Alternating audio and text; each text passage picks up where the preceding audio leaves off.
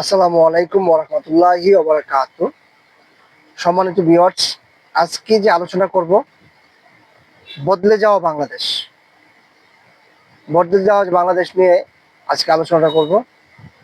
Recently আমরা দেখতেছি বাংলাদেশে অনেক পরিবর্তন, অগণিত পরিবর্তন, যে আসলে সাধারণ জনগণ যারা আমরা আছি তারাও বুঝতেছে এবং যারা রাজনীতিবিদ তারাও বুঝতেছেন বাংলাদেশ কতটা বদলে গেছে।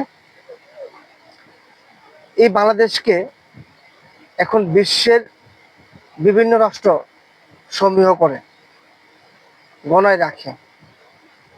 বিশেষ করে আমাদের প্রতিবেশী দেশগুলো, তার মধ্যে অন্যতম হইল ভারত, যথেষ্ট সমীহ করতেছে।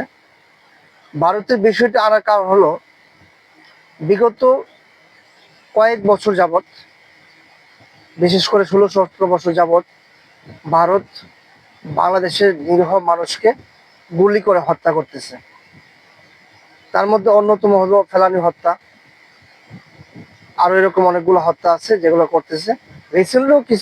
একদম রিসেন্টলি কিছু হত্যা করছে যেগুলো আসলে মানা যায় না। এগুলো বন্ধর পথে ইনশাল্লাহ। এই কথাগুলো বলার কারণ হলো বিগত দিনে আমি দেখলাম, গেছে কালকের কথা বলি, একটা ভিডিও সোশ্যাল মিডিয়ায় একদম তুলপাল ফেলাই দিছে। ভারতের বিএসএফ বাংলাদেশে ঢুকে বাংলাদেশের যে বিএসএফ আছে বাংলাদেশে ঢুকে বাংলাদেশের কৃষকদের ধরে নিয়ে যাওয়ার চেষ্টা করতেছিল। অমত অবস্থায় বাংলাদেশের কৃষকরা তাদেরকে আটকাইছে এবং আমাদের যে নিকটস্থ বিজিবি ক্যাম্প ওইখানে খবর পাঠাইছে। ওইখান থেকে বিজিবি আয়া তাদেরকে আটকে রাখছে এবং তারা পায়ে ধরতেছিল যে আমাদেরকে ছেড়ে দেন। যদিও পরে ছেড়ে দেওয়া হয়েছে, এটা আইনি প্রক্রিয়ার মাধ্যমে ছেড়ে দেওয়া হয়েছে, এমনিতেই ছেড়ে দেওয়া হয় নাই। হিসাব কিতাব দিয়ে তারপর ছাড়াই নিতে হয়েছে। এই সমীহটা, এটা বাংলাদেশের জন্য একটা বিশাল বড় প্রাপ্তি। আগামী দিনগুলোতে ভারত অবশ্যই বাংলাদেশকে নিয়ে অনেক সমীহ করবে। তাদের যে হুটহাট সিদ্ধান্ত, পানি ছেড়ে দিয়ে বাংলাদেশকে বন্যার পানিতে ভাসানো, এই যে জিনিসগুলা, এগুলো দেখবেন যে অটু নিয়ন্ত্রণে চলে আসবে ইনশাল্লাহ।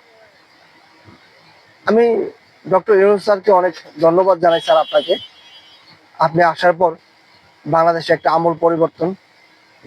এই জন্য আপনার প্রতি আমরা, এই দেশের মানুষ, অনেক অনেক কৃতজ্ঞতা কিভাবে প্রকাশ করবো আমার জানা নাই। তবে আপনি যে বাংলাদেশকে পরিবর্তন করে দিচ্ছেন, এটা শুধু আমাদের দেশের মানুষ নয়, সারা বিশ্বের মানুষ জানতেছে যে আপনি একটা পার্সন যে কিনা বাংলাদেশকে অনেকটা পরিবর্তন করে দিয়েছেন, যে পরিবর্তন বিগত 50-52 বছরে হয় নাই। এরকম একটা আমূল পরিবর্তন আপনি করে দিয়েছেন। আবারও আপনার প্রতি আমরা কৃতজ্ঞ স্যার। আসসালামু আলাইকুম ওয়া রাহমাতুল্লাহি ওয়া বারাকাতুহু।